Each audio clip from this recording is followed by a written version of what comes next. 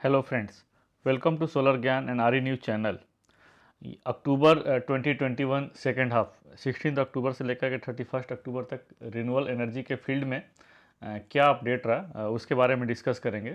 जो कि ब्रॉडली जो गवर्नमेंट की क्या पॉलिसीज रही, क्या इन्वेस्टमेंट रहा, क्या रेगुलेटरी अपडेट्स रहा, कौन कौन से प्रोजेक्ट्स के टेंडर निकले, उसके बारे में डिस्कस करेंगे। तो आइए चलते हैं। First, NTPC renewable. NTPC renewable जो है बेसिकली ये एनटीपीसी लिमिटेड की 100% सब्सिडरी कंपनी है।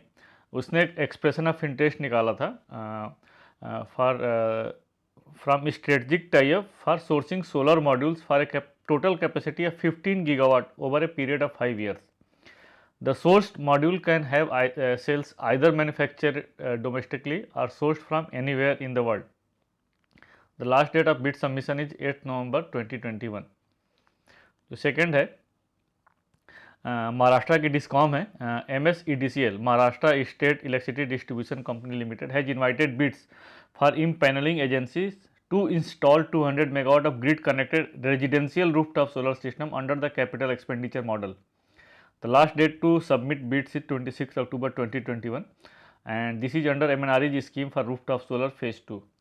और बेसिकली ये रूफटॉप के लिए निकाला है ये MSDCL ने। और हम सबको पता है कि जो रूफटॉप में जो प्रोजेक्ट्स लगते हैं बेसिकली दो मॉडल फॉलो होते हैं, रेस्को मॉडल और कैपेक्स मॉडल। रेस्को मॉडल में जो डेवलपर होता है वो प्रोजेक्ट्स लगाता है, इन्वेस्टमेंट वो करता है, और डेवलपर और जो लैंड जो हाउस ओनर होता है उसके बीच में एक MOU एग्रीमेंट साइन होता है। कैपेक्स मॉडल में क्या होता है कि जो हाउस ओनर होता है, जो रूफटॉप ओनर होता है, वो इन्वेस्टमेंट करता है। नेक्स्ट है the government of India has given the go ahead to SECI for inviting an expression of interest to install a 1 gigawatt hour battery energy storage system as a pilot project. Actually एक दो महीने पहले जो power minister हैं Shri RK Singh ji, उन्होंने एक announce किया था कि 4000 मेगावाट तक के जो बैटरी एनर्जी स्टोरेज सिस्टम जो हैं वो लगेंगे। तो उसी का एक जो अनाउंसमेंट है उसी के अंतर्गत ये जो है 1 गीगावाट आवर का जो है, इसमें ministry of power government of India ने solar energy corporation of India को टेंडर निकालने के लिए, एक्सप्रेशन ऑफ इंटरेस्ट निकालने के लिए बोला है।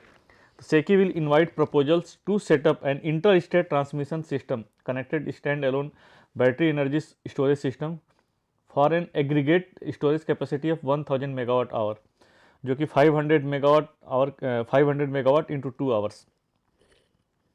नेक्स्ट है Punjab state electricity regulatory commission PSERC accepted Punjab state power corporation limited petition to carry forward the cumulative surplus up to 60.29 million units for non-solar and 446.64 million units for solar of financial year 2021 to financial year 21-22।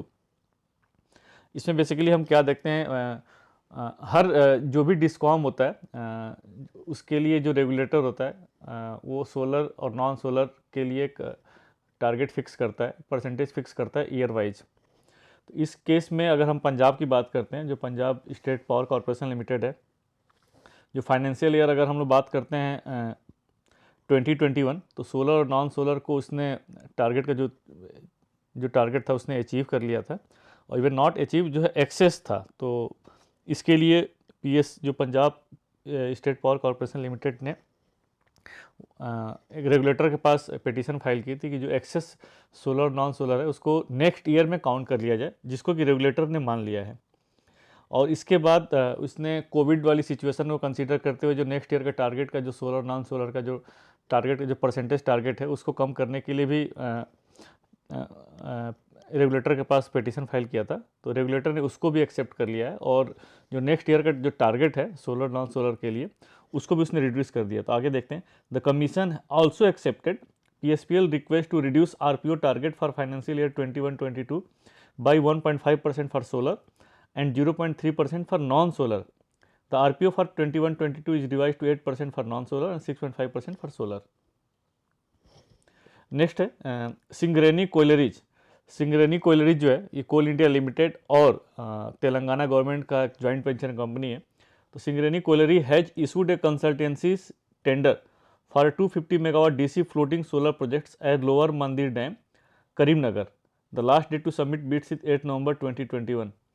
The scope of work includes basic engineering design, design engineering, review services of EPC contractor, site preparation and construction management, inspection and testing services, and project handover services and module inspection services. Next, BHEL, Bharat Heavy Electrical Limited, has invited bids to enter into a MOU, Memorandum of Understanding, with vendors for procuring silicon wafers for manufacturing solar cells to meet the annual module manufacturing capacity of 200 megawatt. The last date to submit the bids is 29th October 2021 and bids will be opened on the same day. Next, the Gujarat Electricity Regulatory Commission in a recent order approved the tariff of 1.75 per unit for the purchase of surplus power by DISCOM from wind power projects built for captive use and third party sale for a period from 30th April 2021 to 31st March 2022. जो भी captive और third party में जो wind projects लगे हैं, अगर उनकी access power discom को बेची जाएगी तो वो उसके लिए रेगुलेटर ने टैरिफ फिक्स कर दिया 1.75 पर यूनिट. नेक्स्ट है Orissa electricity regulatory commission has approved power sale agreement executed between SECI and GRIDCO. PSA are for the 500 megawatt solar projects under the manufacturing linked interstate transmission system connected solar program tranche 1 with a tariff of 2.61 per unit including SECI margin of 7 पैसा per unit. हम सबको पता है कि सेकी ने manufacturing linked tender निकाला था 12,000 megawatt का.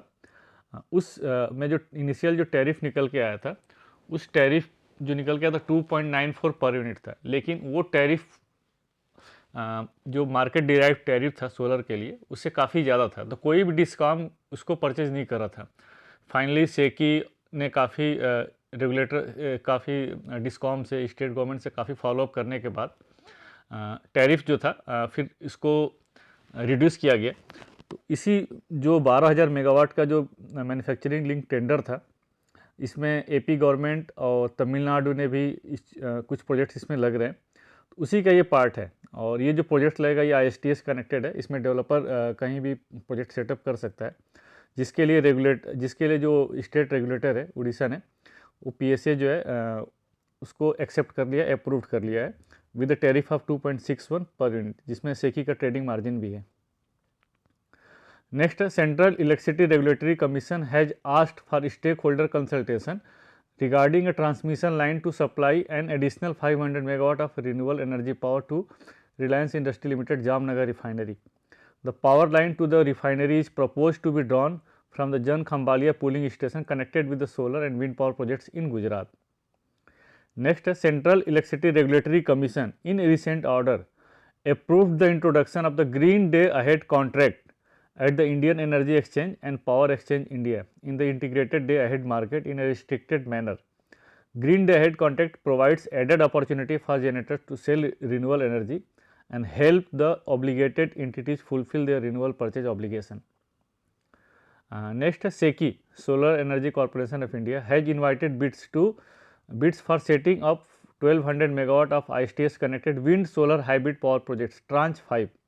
जो विंड सोलर हाइब्रिड प्रोजेक्ट्स की बात करें, इससे पहले 4 ट्रांच में टेंडर्स निकल चुका है और बहुत सारे टेंडर्स कंक्लूड होकर के ऑर्डर भी प्लेस किए जा चुके हैं, PPA भी साइन हो चुका है. तो उसी का ही पार्ट है जो सोलर विंड हाइब्रिड का पार्ट का ये ट्रांच 5 है. The last date to submit the bids is 6 December 2021 and bids will be open on the 8 December. इसमें जो बिडर है उसमें जो मिनिमम कैपेसिटी जो इस टेंडर में इन्विसेज की गई है, मिनिमम कैपेसिटी इज 50 मेगावाट और मैक्सिमम जो है 1200 मेगावाट भी हम इसमें कोट कर सकते हैं. नेक्स्ट, सेकी, ये तो सोलर विंड हाइब्रिड की बात हो रही है. जो नेक्स्ट अनाउंसमेंट था टेंडर का वो आपके विंड के लिए हुआ है. SECI has announced a tender for to set up 1.2 gigawatt 1200 megawatt ISTS connected wind power projects tranche 12, मतलब ट्रांच 11 तक टेंडर्स निकल चुके हैं इसमें, tranche 12 in the country. Last date to submit the bids is 2 December 2021 और जो बिड्स है 6 दिसंबर को ओपन की जाएगी. Next, ministry of heavy industries government of India has invited bids to select manufacturers for setting up production capacity for at least 5 gigawatt hour of advanced chemistry cell ACC for energy storage under the production linked incentive programme PLI scheme. The last date to submit the bids is 31st December 2021 और bids will be opened on 3rd January 2022. The pre-bid meeting will be take place on 12 November 2021. Next है Gujarat state electricity corporation limited GSESL has invited bids for the design engineering, supply, procurement, installation and commissioning of 60 megawatt grid connected solar power projects at various substations of the Gujarat Energy Transmission Corporation in the Kutch district of Gujarat state. Basically GSECL ने 60 megawatt के लिए EPC का tender निकाला है. Next Rajasthan electronics and instrumentation limited REIL has invited bids to procure 7,000 solar modules of minimum 380 watt to 390 watt made from the 72 monocrystalline or monoPERC solar cells. The last date to submit bids is 1st November 2021. Next है Ministry of Power has notified the electricity promotion of generation of electricity from must run power plant rules 2021. The must run rule apply to renewable energy projects. मैं आपको यहाँ पर update कर दूँ. इस rules पर मैंने सेपरेट वीडियो बनाया हुआ है जो ऑलरेडी मेरे चैनल पर अपलोडेड है. आप जा करके उस पर डिटेल इस रूल्स के बारे में समझ सकते हैं, देख सकते हैं. फिर भी थोड़ा सा इसमें लिखा हुआ है under this rule only exceptions for curtailment of power from this projects must be technical constraint और grid security reasons. The Indian electricity grid code provisions have to be followed for curtailment of regulation of power. Actually अभी बहुत सारे जो curtailment renewable energy curtailment के बहुत सारे issues आ रहे हैं और ऐसा नहीं है कि मस्ट रन स्टेटस नहीं मिला हुआ है रिन्यूएबल एनर्जी प्रोजेक्ट्स को, खासकर सोलर और विंड को ऑलरेडी मस्ट रन स्टेटस मिला हुआ है और ये इंडियन इलेक्ट्रिसिटी ग्रिड कोड में मेंशन भी है. बट स्टेट्स जो है मतलब जो एलिगेशंस लगता है स्टेट्स के ऊपर, SLDC के ऊपर, डिस्कॉम के ऊपर कि ये इस मस्ट रन स्टेटस को फॉलो नहीं करते हैं और कॉमर्शियल एंगल से जो है जो रिन्यूएबल एनर्जी के प्रोजेक्ट्स हैं इनको कर्टेलमेंट किया जाता है, न कि टेक्निकल रीजन से. तो ये रूल्स क्लियरली बताया हुआ है कि अगर टेक्निकल रीजन से कर्टेलमेंट हो रही है और ग्रिड कोड को फॉलो किया जा रहा है दैट इज़ ओके. अगर लेकिन नहीं हो रहा है तो उसको कंपनसेट करना पड़ेगा.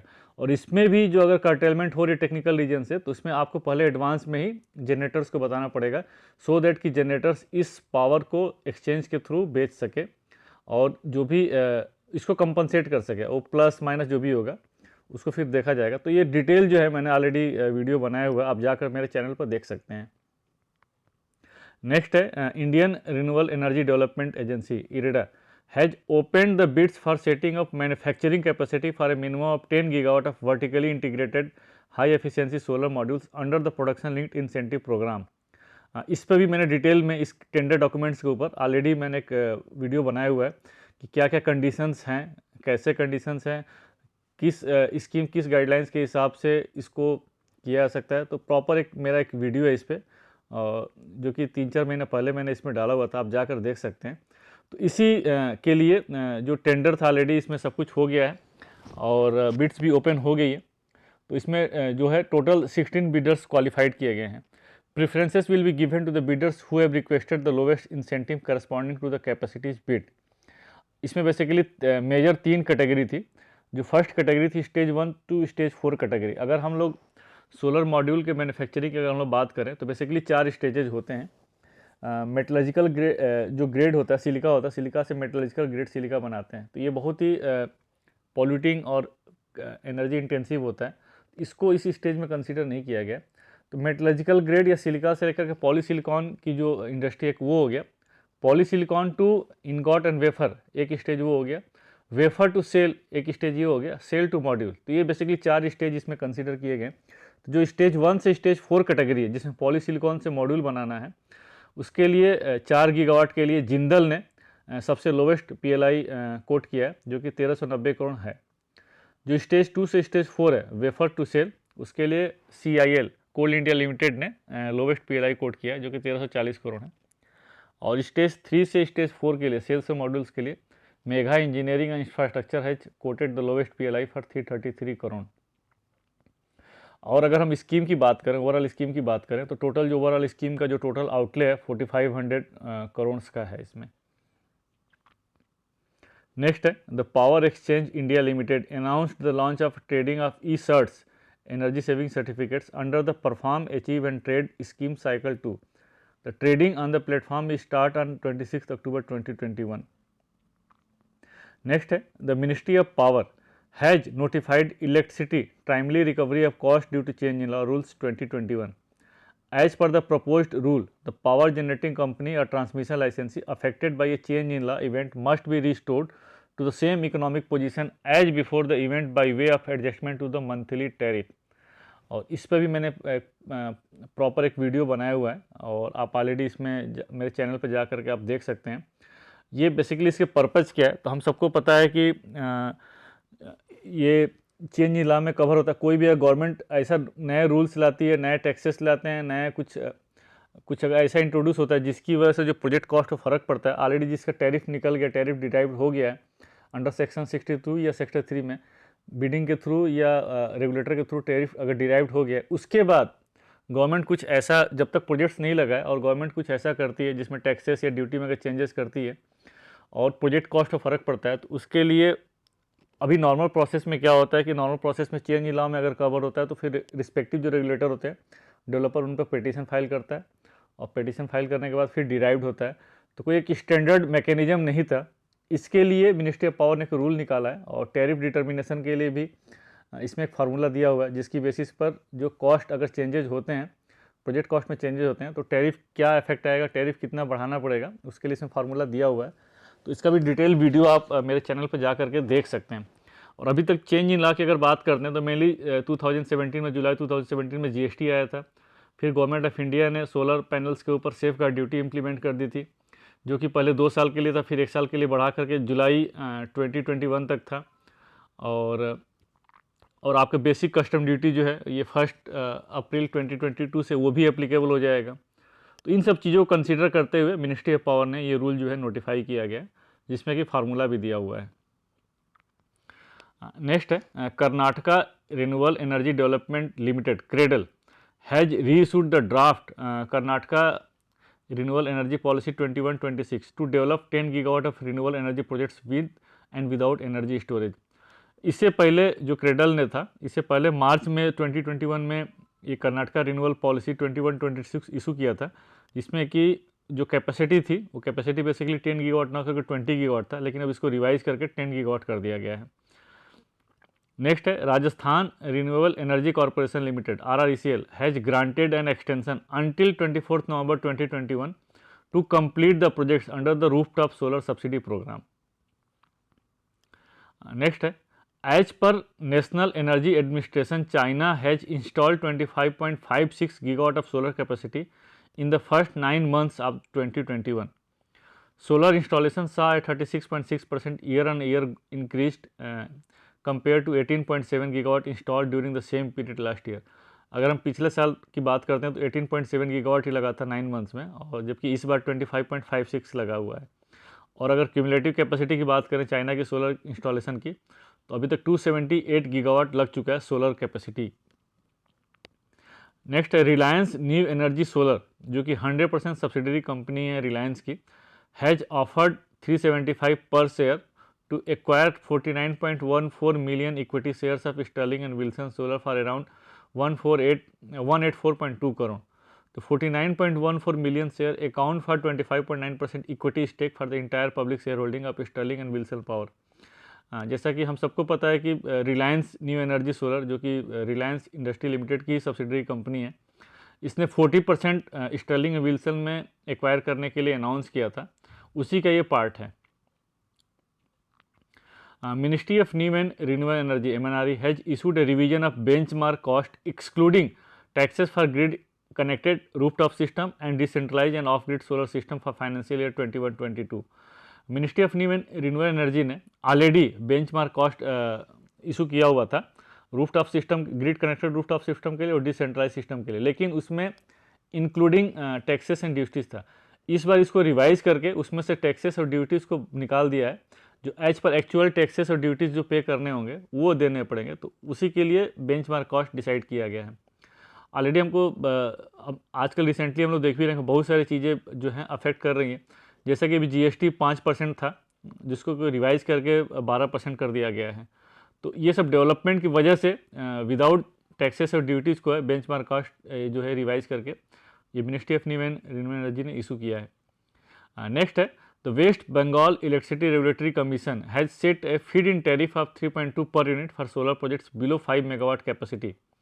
The feed-in tariff will be reviewed annually. Further, the Commission extended the date for the net metering arrangement for projects up to 5 kilowatt until 31st December 2021 from the 30th June 2021. Next, Union Minister of Power and New and Renewable Energy launched a new market segment, Green Day Ahead Market (GDAM) for renewable energy.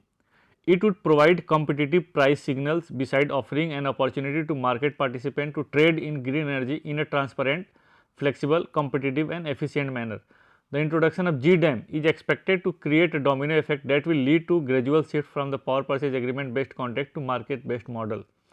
और already जो है हम देखें, पता है कि जी time already है, green term ahead market already issue किया हुआ था, लास्ट ईयर ही इशू किया गया था अक्टूबर में, और उसमें भी ट्रेडिंग काफ़ी अच्छा रिस्पांस रहा है।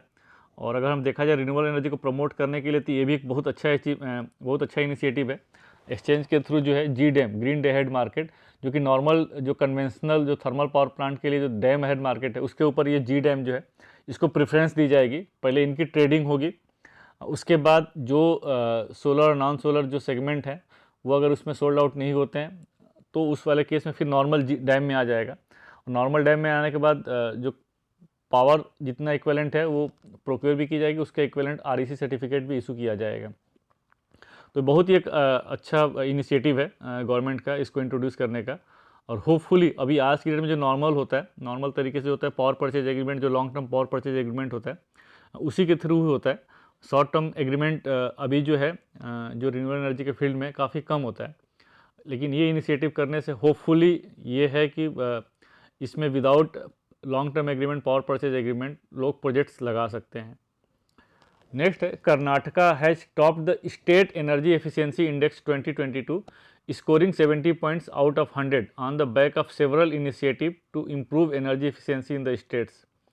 Ministry of power energy efficiency index ranks states on their performance across 68 indicators covering buildings, industry, municipalities, transport, agriculture, distribution companies and cross sector initiative.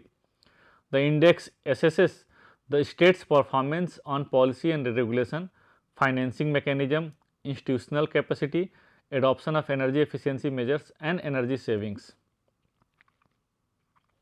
Next है, Maharashtra state electricity distribution company limited MSEDCL has invited bids for 444 megawatt capacity under component A of PM Kusum programme in Maharashtra. The last date to submit the bids is 23 November 2021। जैसा कि हम सबको पता है कि government of India, ministry of new and renewable energy के through एक बहुत ही बड़ी स्कीम है PM कुसुम स्कीम। उसमें 3 कंपोनेंट है, component A, component B, component सी।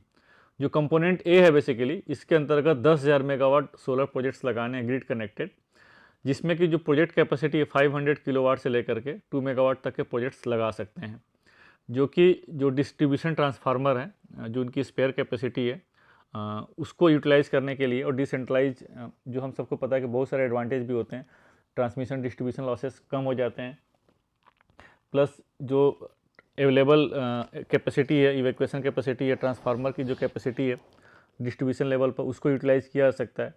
और इसके साथ साथ जो फार्मर्स हैं, जो फार्मर्स के एसोसिएशन हैं उनको भी एक इसके थ्रू एडवांटेज मिल सकता है। इस स्कीम में जो कंपोनेंट ए है 10,000 मेगावाट का टारगेट है, जिसमें कि प्रोजेक्ट की जो कैपेसिटी है 500 किलोवाट से लेकर के 2 मेगावाट तक की कैपेसिटी हो सकती है। इस स्कीम के तहत हर स्टेट्स को कैपेसिटी एलोकेट किया गया है। इसी के अंतर्गत MSDCL ने 444 मेगावाट का टेंडर निकाला है। फिर नेक्स्ट है MSDCL का ही है, Maharashtra state electricity distribution company limited MSDCL has invited bids for 1250 megawatt of solar projects to be set up in various district of Maharashtra. ये भी एक तरह से डिसेंट्रलाइज ही है और एक पर्टिकुलर नहीं, उसमें पर्टिकुलर डिस्ट्रिक्ट पर्टिकुलर लोकेशंस के लिए नहीं है। The last date to submit the bids is 25 November 2021। और इसमें जो टैरिफ जो सीलिंग की गई है उसमें 3.1 पर यूनिट है। नेक्स्ट है, the Orissa electricity regulatory commission in a recent order rule that power generated from a 5 megawatt captive solar power project in West Bengal should be accounted and used for the RPO compliance for the Dalmia cement plant in Rajnagar in Odisha starting from 2019-20। तो एक बहुत ही बड़ा order है और बहुत ही क्या बोल सकते हैं, रिन्यूएबल एनर्जी को प्रमोट करने के लिए एक बहुत ही पॉजिटिव डायरेक्शन में एक ऑर्डर दिया गया है। आप इसमें देखिए जो आरपीओ कंप्लायंस का जो फुलफिलमेंट का है, क्योंकि ओपन एक्सिस और जो कैप्टिव कंज्यूमर है उनको आरपीओ कंप्लायंस फॉलोअप करना पड़ता है, जो रेगुलेटर डिसाइड करता है। उस केस में या तो actual renewable energy power, solar non solar power वो परचेज करें या सर्टिफिकेट परचेज करते हैं आरपीओ कंप्लायंस फुलफिल करने के लिए। तो आप देख सकते हैं कि जो कंपनी है, डालमिया सीमेंट कंपनी है, इस कंपनी का अपना ओन जो पावर प्रोजेक्ट है ये वेस्ट बंगाल में है और आरपीओ कंप्लायंस फुलफिल करना है उड़ीसा में। तो रेगुलेटर ने ये बोला कि ठीक है, उस कंपनी का अपना खुद का अगर सोलर प्रोजेक्ट्स है वेस्ट बंगाल में है और आरपीओ कंप्लायंस उड़ीसा में फुलफिल करना है तो फुलफिल कर सकता है। नेक्स्ट है NTPC limited has commission the first part capacity of 17.5 megawatt of 100 megawatt floating solar projects at the Ramagundam Telangana 28 October 2021। NTPC limited जो है बेसिकली रामागुंडम जो तेलंगाना में सिचुएट जो उनका थर्मल पावर प्लांट है वहाँ पर ये 100 मेगावाट के फ्लोटिंग सोलर पावर प्रोजेक्ट्स लगा रहे हैं। तो उसी का एक फेज जो है 17.5 मेगावाट का ऑलरेडी जो है 28 अक्टूबर 2021 को कमीशन कर दिया है। नेक्स्ट है BHEL has invited expression of interest from the global manufacturers of solar photovoltaic modules to enter into a memorandum of understanding for supply per solar modules of 330 watt or above in a 5 watt band only. The last date to submit bids is 11th November 2021. Next है Uttarakhand Renewable Energy Development Agency UREDA has floated a tender for the empanelment of EPC contract to install grid connected rooftop solar system and solar power projects across the state. The last date to submit bids is 20th November 2021. मैं आपको यहाँ पर ये भी update कर दूँ, basically एक मेरा जो वीडियो होता है आप देख सकते हैं हर मंथ में केवल और केवल वो जो इस पर्टिकुलर मंथ्स में जो टेंडर्स निकलते हैं, जो कैपेसिटी लगती है, जो जनरेशन होता है, उसके ऊपर एक्सक्लूसिव वीडियो होता है। इस न्यूज़ का पार्ट तो एक है कि जो भी प्रोजेक्ट्स जो टेंडर निकलता है वो मैं न्यूज़ में तो कवर करता हूँ, लेकिन इस पर्टिकुलर मंथ्स में पूरा कंपाइलेशन करने के बाद इस मंथ में, जैसे अगर हम अक्टूबर की बात करें तो इसमें कौन कौन से प्रोजेक्ट्स के टेंडर निकले, कौन से टेंडर डेट एक्सटेंड हुए, किसका किसका रिवर्स ऑक्शन हुआ, किसके किसके बिड्स आए, प्लस कौन से रिन्यूएबल एनर्जी के प्रोजेक्ट्स कमीशनड हुए, किस स्टेट्स में हुए, उसके बाद क्या जनरेशन है, इसके ऊपर मैं एक्सक्लूसिव वीडियो बनाता हूं। आप मेरे चैनल पर जा करके हर मंथ का आप देख सकते हैं। लेकिन इस वाले वीडियो में जो होता है, चूंकि एक न्यूज़ का पार्ट है तो मैं ये भी एक कवर कर लेता हूं। नेक्स्ट है NTPC limited has reissued the tender for balance of system package for the 735 megawatt Nokh solar power projects in Rajasthan. The last date to submit bids is 1st December 2021 and the bids will be opened on the same day. Next, SECI has invited expression of interest from banks to extend a term loan of 400 crore with a tenure of 15 years to develop 2 solar photovoltaic projects. SECI जो है basically दो project execute कर रहा है, एक छत्तीसगढ़ में project लगा रहा है और एक झारखंड में लगा रहा है। छत्तीसगढ़ का जो प्रोजेक्ट है बेसिकली 100 मेगावाट एसी, जिसमें कि डीसी जो पार्ट है 160 मेगावाट है, with A 40 megawatt 120 megawatt our battery storage. इसका मतलब ये है कि एट ए टाइम एक 40 मेगावाट जो है उस बैटरी स्टोरेज से प्रोजेक्ट ले सकते हैं, लेकिन जो टोटल बैटरी की जो कैपेसिटी 120 मेगावाट आवर है, जो कि छत्तीसगढ़ के राजानंद गाँव में सेटअप कर रहा है। जो सेकेंड प्रोजेक्ट है जो सेकी इम्प्लीमेंट कर रहा है वो झारखंड के गेटासुलैंड रिजर्वायर जो है basically floating solar power projects है, वहाँ पर ही सेटअप कर रहा है ये 100 मेगावाट का। तो होप दोस्तों आपको मेरा जो रिन्यूएबल एनर्जी के ऊपर जो न्यूज़ का जो अपडेट है आपको अच्छा लगा होगा। अगर आपको अच्छा लगा होगा तो आप लोग लाइक करिए, मेरे चैनल को सब्सक्राइब करिए, अपने दोस्तों को भी फॉरवर्ड करिए। फिर मिलते हैं आपसे नेक्स्ट वीडियो में, तब तक के लिए थैंक यू, जय हिंद।